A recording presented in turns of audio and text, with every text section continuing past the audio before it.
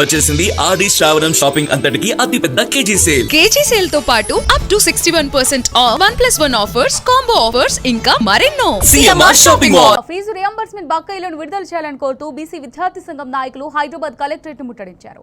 లక్నీకపుల్ railway station నుంచి collectorate వరకు ర్యాలీగా వచ్చిన విద్యార్థి సంఘం నాయకులను పోలీసులు అడ్డుకున్నారు. దీంతో కలెక్టరేట్ ముందు ప్రభుత్వానికి వ్యతిరేకంగా నినాదాలు చేశారు. ముఖ్యమంత్రి ఫీజు రియంబర్స్మెంట్ పథకాన్ని ఎత్తివేయాలని కుట్ర చేస్తున్నారని ఆరోపించారు. అలా కాకుండా ఫీజు రియంబర్స్మెంట్ పథకాన్ని పాత పద్ధతిలోనే కొనసాగించాలని, 10,000 ర్యాంక్ నిబంధనను తొలగించాలని డిమాండ్ చేశారు. ఆగస్టు 15 వరకు 10,000 కోట్ల రూపాయల బకాయిలు చెల్లించకపోతే రేవంత్ రెడ్డి ఇంటిని ముట్టడిస్తామని హెచ్చరించారు.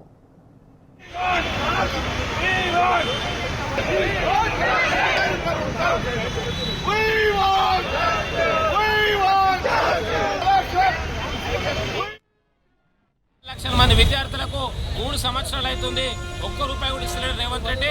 మరి ఎక్కడ నిద్రపోయినామని చెప్పి అడుగుతున్నా. ఢిల్లీకి పోనీకి డబ్బులు వస్తాయి, రాహుల్ గాంధీకి సంచులీనికి డబ్బులు వస్తాయి, మీ మహేష్ కుమార్ పదులు కాపానికి డబ్బులు వస్తాయి. కానీ మా పేద విద్యార్థులు, ఎస్సీ ఎస్టీ బీసీ మైనార్టీ విద్యార్థులకు డబ్బులు నీకు చేత కదా. మిస్టర్ రేవంత్ రెడ్డి గుర్తుపెట్టుకో ఖబర్దార్. నువ్వు వచ్చిన ఎలక్షన్ ముందు వచ్చినప్పుడు 2 లక్షల ఉద్యోగాలు ఇస్తాను. 2 లక్షల ఉద్యోగాలు ఎక్కడ పోయినాయి? Mister Rahul Gandhi Kamareddy declaration 42% reservation అన్నావు, ఎక్కడ పోయింది? మిస్టర్ రేవంత్ రెడ్డి నువ్వు దాచుకునే స్కీమ్ పెట్టుకున్నావు. Ponguleti brothers, Revanth Reddy brothers, Komatireddy brothers వీళ్ళ కాంట్రాక్ట్లు అమ్ముకుంటూ నీ పదవిని కాపాడుకుంటావు. నువ్వు 2034 దాకా ముఖ్యమంత్రి అని చెప్తున్నావు, 2027 నువ్వు దిగిపోతావు. ప్రధానమైనటువంటి డిమాండ్ ఇలా ఫీజు రియంబర్స్మెంట్ పాత పద్ధతిలో కొనసాగించాలి. అదేవిధంగా 8,500 కోట్లు పాత బకాయిలు పెండింగ్ లో ఉన్నాయి. ఇలా విద్యార్థులు చదువుకొని ఇలా డిగ్రీకి పోదామన్నా, పీజీకి పోదామన్నా, ఇంజనీరింగ్ పోదామన్నా కాలేజీ యాజమాన్యం సర్టిఫికేట్ ఇవ్వడం లేదు.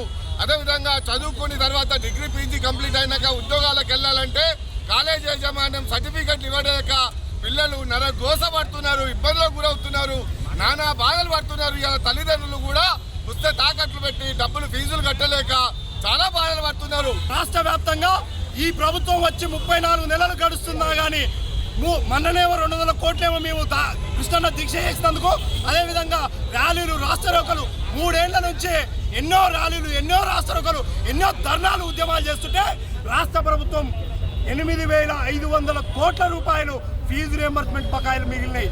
ఈ రోజు రాష్ట్ర ప్రభుత్వం ఎట్లా ఉందంటే దున్నపోతు మీద వాన పడితే దున్నపోతు కదలనట్టు ఈ రోజు రాష్ట్ర ముఖ్యమంత్రి కూడా అదే పోకడ పోతున్నారు.